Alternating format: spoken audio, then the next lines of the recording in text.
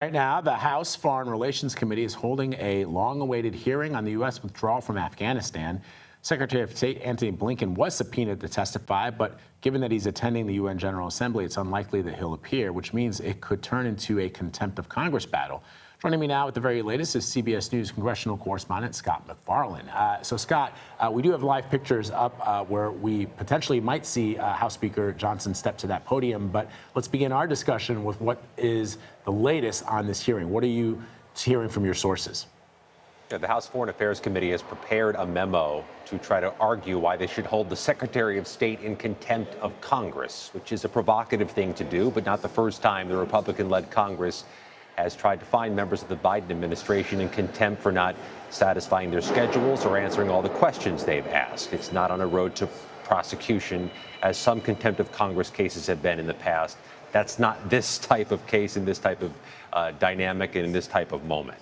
But what the House Foreign Affairs Committee has been doing is investigating the death of 13 U.S. service members at Abbey Gate in Afghanistan during the withdrawal in 2021. They issued a voluminous report earlier this month detailing what they say is a series of failures by the Biden administration, which left those service members vulnerable to attack, including leaving an embassy that was too large there for too long and too late, and not heeding the warnings of other international partners about protecting people on the ground during the withdrawal.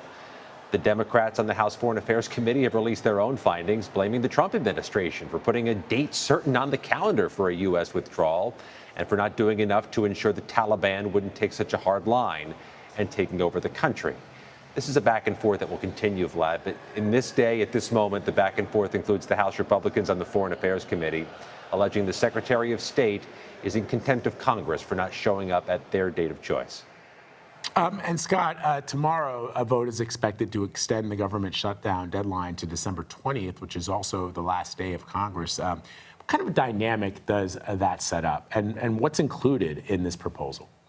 Well, this is a 3-month snooze button to keep things there till December 20th, when they'll get at this again at the fragile moment of the end of a Congress and the end of a presidential administration. The risk of a shutdown much higher in December than it was this week. What this bill does is keep funding where it is for most agencies through that deadline. But that second bullet point's important. It adds about $230 million to help the Secret Service with its mission, protecting its protectees, including the presidential candidates. It also requires the Secret Service hand over a bunch of records to Congress as they investigate the failures in Butler, Pennsylvania, and whatever happened last Sunday in West Palm Beach, Florida. The Secret Service has asked for more resources, asked for more funding, and they are getting it through this bill, which will require a 2/3 vote tomorrow, Vlad. A supermajority, because the Republicans are doing an end run to avoid their own party's parliamentary techniques and tricks.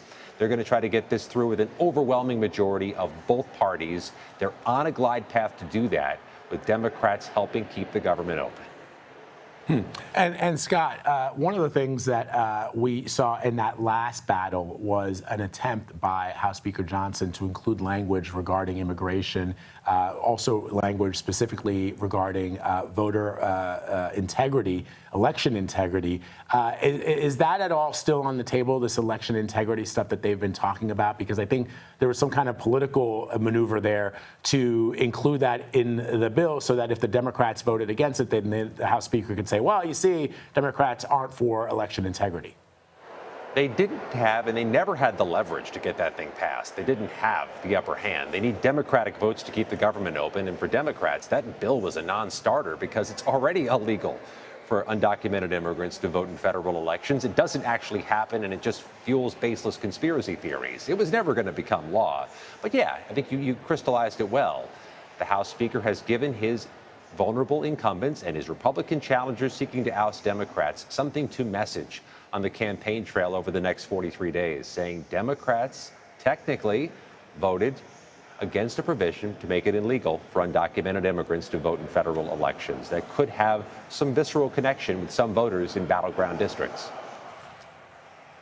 All right, Scott MacFarlane for us on Capitol Hill this morning. Scott, always great to talk to you. Thank you very much.